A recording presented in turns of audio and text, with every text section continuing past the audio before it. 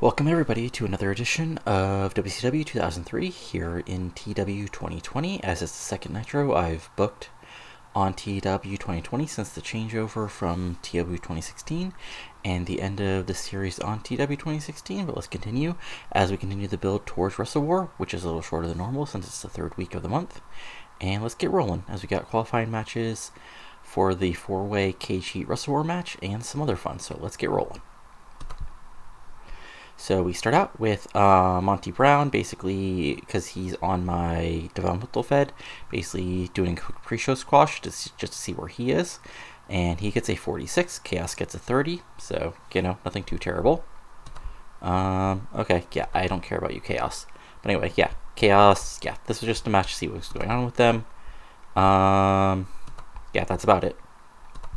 And then in our weekly pre-show match, that's probably a lot better than stuff that's actually going to be on the show. In a good pre-show match, Diamond Dallas Page and the World Tag Team Champions Air Raid defeated Kaz, Lance Storm, and Cash in 1508 when Page pinned Cash with a Diamond Cutter.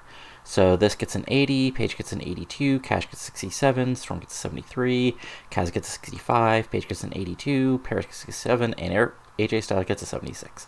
So yeah, we're sort of at the point where guys like Kaz, Lance Storm, and Cash are like, basically, they're sort of my floaters. Like, they can be brought up to being sort of like the big stories of the main roster, or they can drop down and sort of like float around. And Paige is like the one older guy, well, aside from Sting, but Sting's sort of already in sort of like show up, get in a feud, leave for a couple months, and come back, just because I want to be realistic about things. Paige is like the one older guy that I'll probably just keep around and actually push as an upper mid-carder at the worst, because he still is doing so well in the ring. But anyway, off now to the main show. So we have the Nitro opening, which gets a 71, which I forgot to take people off screen. Not the end of the world. So then we start out with Eric Bischoff, basically coming up to like the top of the ramp and saying, "Last week, I promised you qualifying matches involving a rematch from Starrcade, two former rivals facing off once again, and two of the younger stars in WCW who both won at Starrcade taking on each other, so let me announce each of those matches. First, for the Starrcade rematch, we've got Sean O'Haire facing off against Scott Steiner. Next, in the two people who are well acquainted with each other facing off once again, we've got Mike Awesome taking on Rob Van Dam.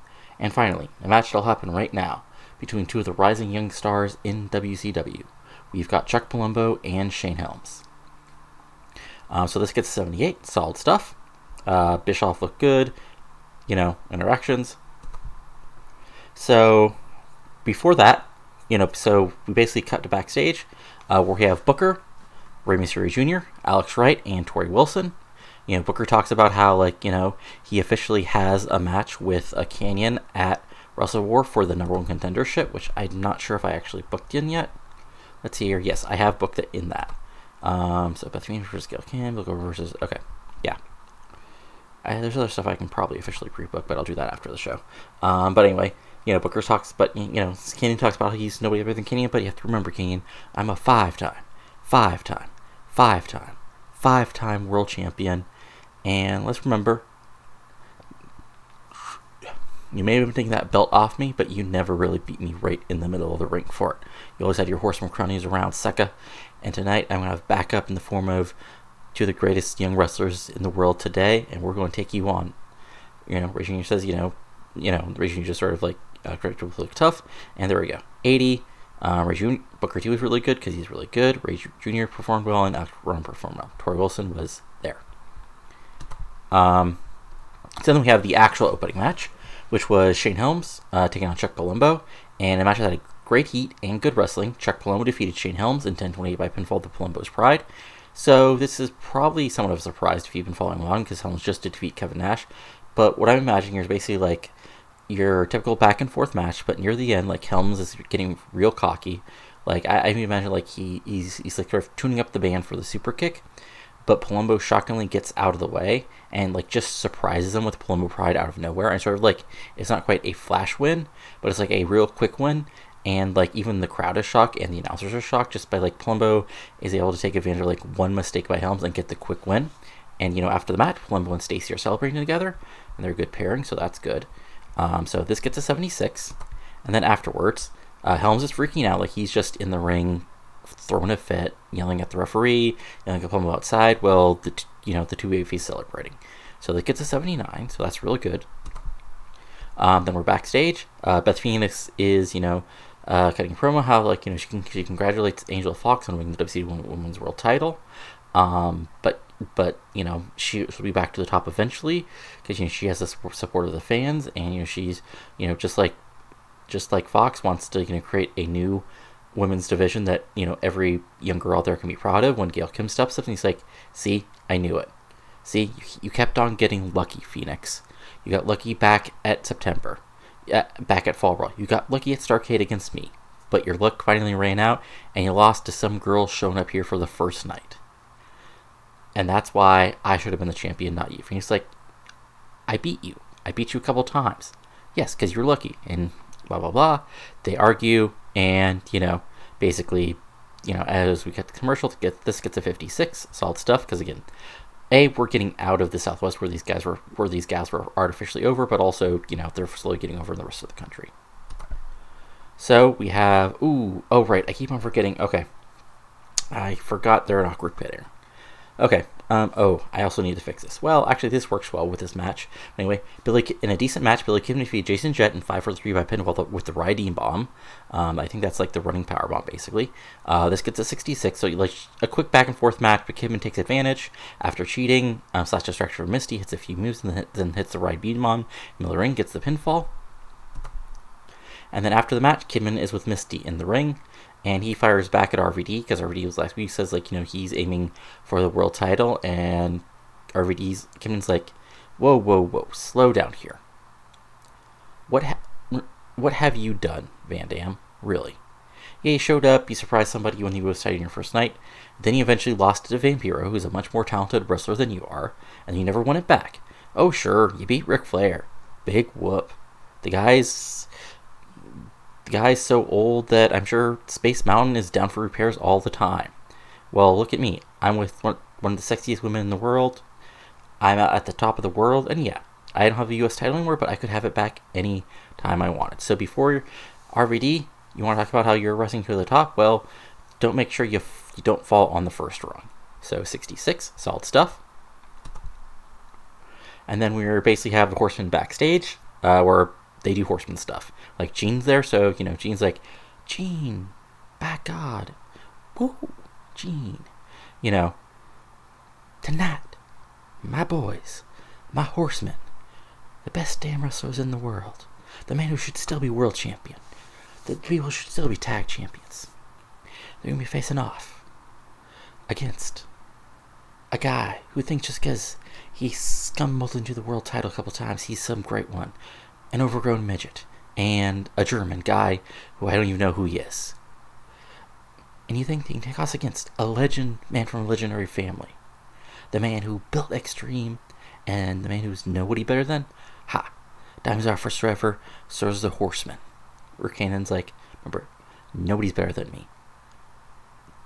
I'm going to have that world title back soon enough, but first I have to get through the light work that is Booker. So Booker, this week is going to be a preview of Wrestle War." So again, Jared and Douglas just act like douches in the backstage. Johnny Lawler is quiet and glowering. Ric Flair is Ric Flair. Canyon is Canyon, and this gets an 89. Then we have another really good match.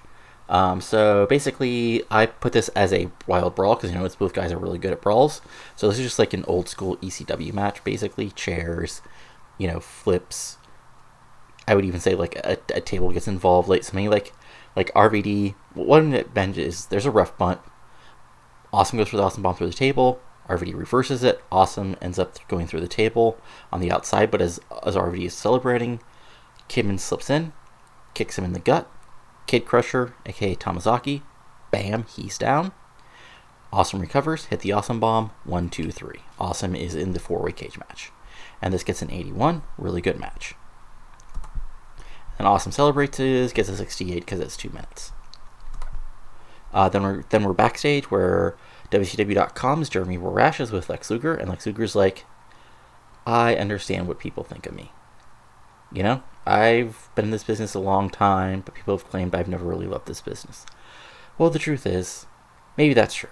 Maybe I was a little smart. Maybe because I had an agent. Because I played football first. But I've been around for almost 20 years, and you know who's been the man that's always beside me? That's right, the Stinger.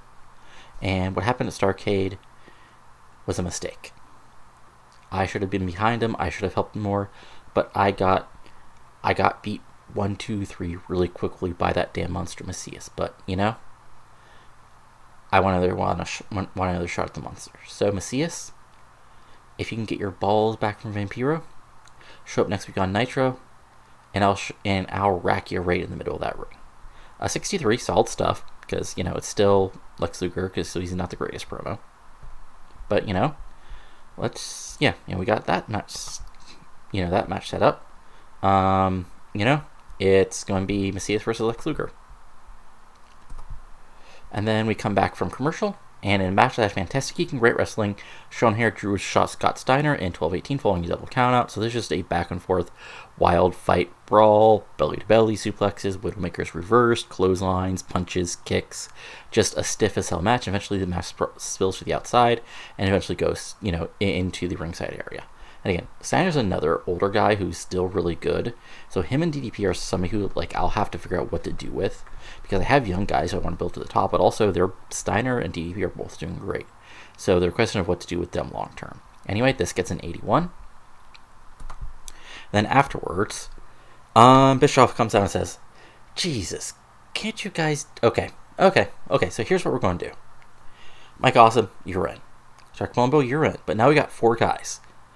But we still got 1 spot open. Now, some people would say I should just have you guys face off again next week, say no counter to Q and fair winner. But you guys don't deserve that easy spot, because you screwed up. One of you should have gotten the win. Said you fought all the way to the back here. And then Steiner yells, O'Hare glowers, etc., etc.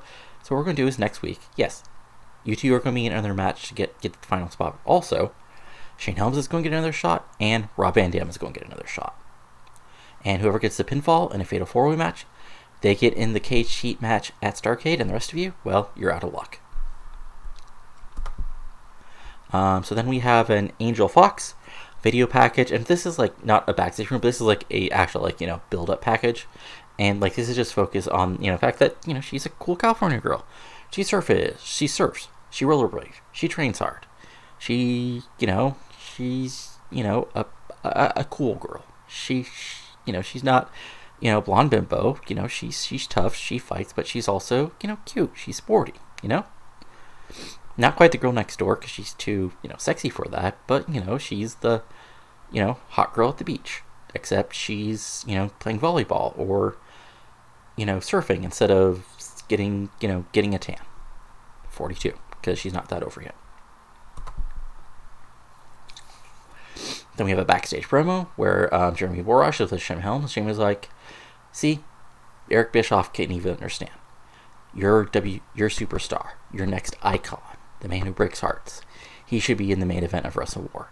And he realizes that what happened earlier today was just a momentary lapse. And he realizes that, okay, put him in the ring with a bunch of meatheads and a guy who's off in the stars, and I'll easily get in the main event. Of course, he can't just give it to me. This, has Rob Van Dam shows up. Rob Van Dam is like, Helms, you think just because you got some wins, you're a legend killer? Well, RVD was fighting legends like Terry Funk and others. Well, you were still singing NSYNC ripoffs and getting powerbombed by Sid. We have a little showdown, and then we cut to black. So this gets a 78. And then we have a Bill Goldberg training video, because, there's no reason for him to be on TV this week. So this is just him, doing Bill Goldberg things. Lifting heavy things, training in the ring, jumping on boxes. Look at, the Rock Lesnar training room, so Slam 2002, and there you go. So this gets an 85, because Goldberg is over. And finally, in our main event of the evening, in a match about to have fantastic heat and great wrestling, the Four Horsemen, Jarrett, Canyon, and Douglas defeated Booker T, Ray, and Alex Wright in 1731, when Jarrett pinned Rey Mysterio after using a foreign object, so guitar. So Wright got an 63, Ray got a 79, Booker got an 85, Shane got a 74, Jarrett got an 80, and Canyon got an 88. So really good match. Just your standard, Pure 6 Brawl. Jarrett is able to get the guitar shot on U.S. champion, and there you go. And then, basically we have a match. Basically end of show is just all the Horsemen celebrating, including Ric Flair coming out at the top of the ramp. Jeff Jarrett making belt motions, Canyon, pointing at Booker, Ric Flair doing Ric Flair things, and Johnny Lawler gloating in the corner. So this gets a 98 because Jesus Christ, these guys are all entertaining and over. So this match gets a 90, and again, this is some I actually like that this conversion from 2016-2020 sort of, I want to say noticed, but saw that I booked people strong, people were on hot streaks, and everything else. But as this goes ahead and loads up, let's just see what Raw did, and then we'll check out a couple other things just because some interesting things popped up as it continues to go. AI hiring, yep, AI hiring, HWA, yep, I see that. Come on. See, the one bad thing, I think, is Mondays always take a long time. I think because it's so many shows, it's the day after, it's 2 major shows and everything else. But let's go ahead and, yeah, there we go. Processing and hirings. Yep. Lots of hirings. Okay, here we go. Oh, right, because Sid retired. He gets into the Hall of Fame. That's interesting. Let's see here. New team in WWE. Al Snow and Jake Roberts. Okay. Let's look at it Raw real quick. Okay, so Austin defeated Eddie by DQ. That gets a 99. Ed and Christian defeating Brothers of Destruction. That gets a 99. Scott Hall defeating Jericho and Benoit in a cage match. 95. Rikishi defeating... See, that's one thing. It's too many cage matches. I'll just pretend those didn't happen. Grandmaster Sexy without Scott Taylor defeated Hardcore Holly. So, not the best thing, but also not the worst thing either. New York Giants Series, Muto defeated Williams. Okay. Anything else interesting happened? No. Okay. So, let's see here. Magic, Achiro Inui, NJPW, Gaia, got some broadcasting deals, Dysfunction. Okay. Let's see here. No mail, Ric Flair, thinks Lex Luger sells like crap. Of course. I mean, he does. That's true. But real quick, I just wanted to go back. So if we go by results,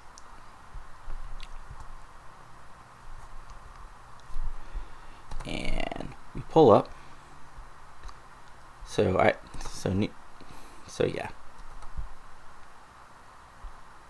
Oh, right, yeah. So New Japan had their Tokyo Dome show card. It got an 87, drew 46,000, so solid stuff. So we had Jeff Bearden defeating Rob Rage. I don't know.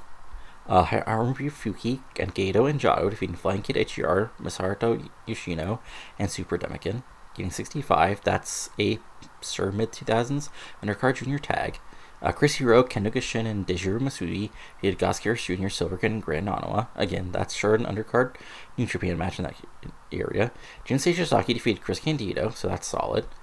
Ricky Gun, which is Fudami and Nagata, defeated Siggy Gun, which is Nakanashi and Oshimura. Solid match. In the Anoki special for the night, Don Fry defeated Fujita. El Samurai and Jushin Liger defeated the Junior Stars, which, if I remember correct, are Koji Kanemoto and Miru Tanaka. For the match for the tag titles and the second best match of the night. Tai Okada defeated Tanahashi to retain the junior heavyweight title. And Riki Choshu defeated Azuka to retain the heavyweight title. The match that sort of had to be a disappointment, but also it looked like they sort of ran out of people to give Choshu in a match. And in the main event, Kenjoji defeated the Kenka Killers. Kenka is another word, basically they call the Yuzuka kick the Kenka kick in Japan because you can't really officially say a Yuzuka kick because the Yuzuka. So basically, I noticed in the data, Chono and Hase had been teaming up a lot, so I just put them together as a team. So there we go. But in the main event of Tokyo Dome, in a 90 rated match, so Tenkochi retained the tag titles, and the worst thing is what happened. Basically, this is probably just because I starting New Japan with too many stables. Is then the Kenka Killers then disbanded basically a couple days later. So that's interesting. But yeah, that's, I believe, nothing else really happened. I kept both Christy Miss and Emi Sakura. Here, interesting thing is what I'm going to do with Mist, because since Miller is not like they don't have a good combination anymore, so that sort of kills Misty's reason to be around. So that might be interesting. But anyway, if we look at our, well, I don't want to look do all of our storylines because some of those. Well, wait, I think, hold on, are all our storylines? Well, great. I've just see here: Goldberg, Vampiro, Van Dam, Booker T. Steiner. Who's hot? There you go. Who's not? There you go. Storylines. Yeah, 79, 66. Cruiserweight. Okay, yeah. Goldberg and the world title. 81. Helms and Palumbo. 76. Kidman versus RVD. 78. Light versus Darkness. 76. Number contendership is 80. Rey vs. Horsemen is 91. Sinner versus O'Hare is 81. And Women's Title Showdown is 49, which isn't great, but what can you do? But yeah. We're still at the edge of getting to big, which should be interesting. And we already have more than enough people, but that'll still be interesting. Merch, but Goldberg selling a lot, then Booker T, then Johnny Lawler, then Sting, Canyon, sort of the people you would expect. And yeah, we're upgrading it, yeah. But yeah, that's all for now. So again, if you go ahead and enjoy this quasi-new series, which is really just a continuation of my 2001 series, go ahead and give this a like, comment below on what you're enjoying and what want to see more or less of, and subscribe to the channel for more TEW 2020 content. And of course, I'm also streaming at Twitch TV/Jesse Ewok, same spelling as the channel. Trying to stream semi-regularly, streaming stuff like MLW from the 2004 Ruthless Aggression mod, CWA from the Cornellverse, and other stuff as it pops up. But that's all for now. So talk to you later, and adios.